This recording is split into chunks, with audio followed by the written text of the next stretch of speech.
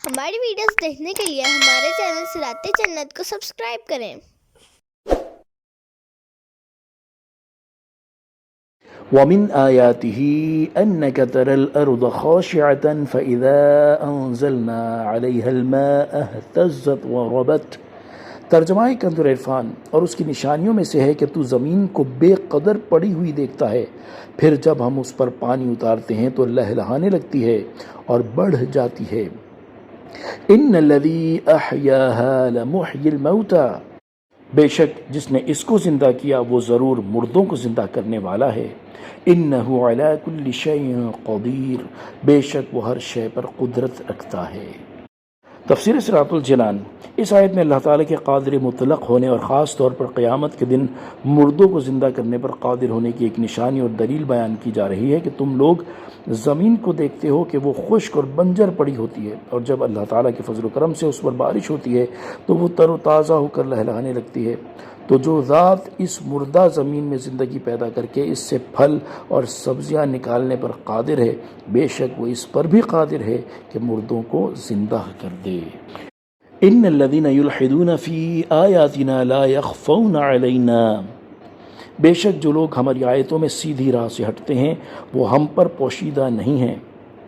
افمن يلقى في النار خير ام من يأتي آمنا يوم القيامة، تو کیا جسے آگ میں ڈالا جائے گا وہ بہتر ہے یا وہ جو قیامت میں امان سے آئے گا۔ اعملوا ما شئتم، تم جو چاہو کرتے رہو، انہ بما تعملون بصیر، بے شک اللہ تمہارے کام دیکھ رہا ہے۔ تفسیر صراط الجنان۔ اس آیت کا خلاصہ یہ ہے کہ بے شک وہ لوگ جو ہماری آیتوں میں سیدھی راہ سے ہٹتے ہیں وہ ہم سے پوشیدہ نہیں ہیں، ہم انہیں اس کی سزا دیں گے۔ تو کیا وہ ملحد کافر جسے آگ میں ڈالا جائے گا وہ بہتر ہے یا وہ سچے عقیدے والا مومن جو قیامت میں امان سے آئے گا؟ بے شک یہ مومن ہی بہتر ہے۔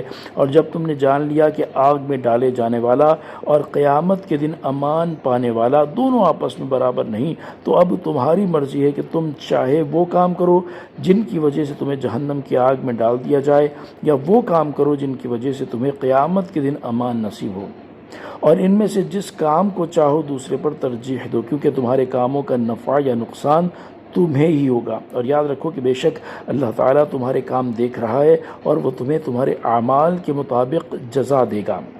مفسرین نے اللہ تعالیٰ کی آیتوں میں الحاد کی مختلف صورتیں بیان فرمائی ہیں، ان میں سے 3 صورتیں یہ ہیں۔ نمبر 1، قرآن مجید کی آیات کی تعویل بیان کرنے میں صحیح اور سیدھی راہ سے انحراف کرتے ہوئے انہیں باطل معنی پر محمول کرنا۔ نمبر 2، قرآن مجید کی آیات کے بارے میں ایسی باتیں کرنا یا انہیں سن کر ایسا کلام کرنا جو ان کی شان کے لائق نہیں، جیسے انہیں جادو یا شعر بتانا یا انہیں جھٹلانا یا آیات کو سن کر شور و غل کرنا وغیرہ۔ نمبر 3، قرآن مجید میں بیان کیے گئے توحید و رسالت کے دلائل پر اعتراضات کرنا اور ان سے منہ پھیر لینا۔ اس آیت میں ان لوگوں کے لیے بڑی عبرت ہے جو قرآن مجید کی آیات کے اپنی مرضی کے مطابق معنی بیان کرتے ہیں اور قرآن پاک کے صحیح اور حقیقی معنی اور مفہوم سے ہٹ کر اپنی مرضی کی تعویلیں کرتے رہتے ہیں۔ اللہ تعالیٰ انہیں ہدایت اور عقل سلیم عطا فرمائے۔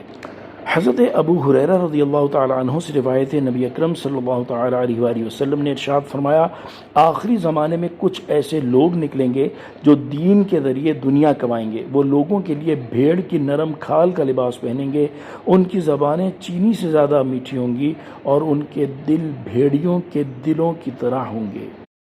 اللہ تعالیٰ ارشاد فرماتا ہے، کیا وہ میرے حلم اور میری طرف سے ملنے والی مہلت سے دھوکہ کھا رہے ہیں یا وہ میری مخالفت کر کے مجھ پر جرأت کر رہے ہیں؟ مجھے اپنی قسم میں ان لوگوں پر ان میں سے ہی فتنہ مسلط کر دوں گا جو ان میں سے دانشور و سمجھدار لوگوں کو حیران کر دے گا۔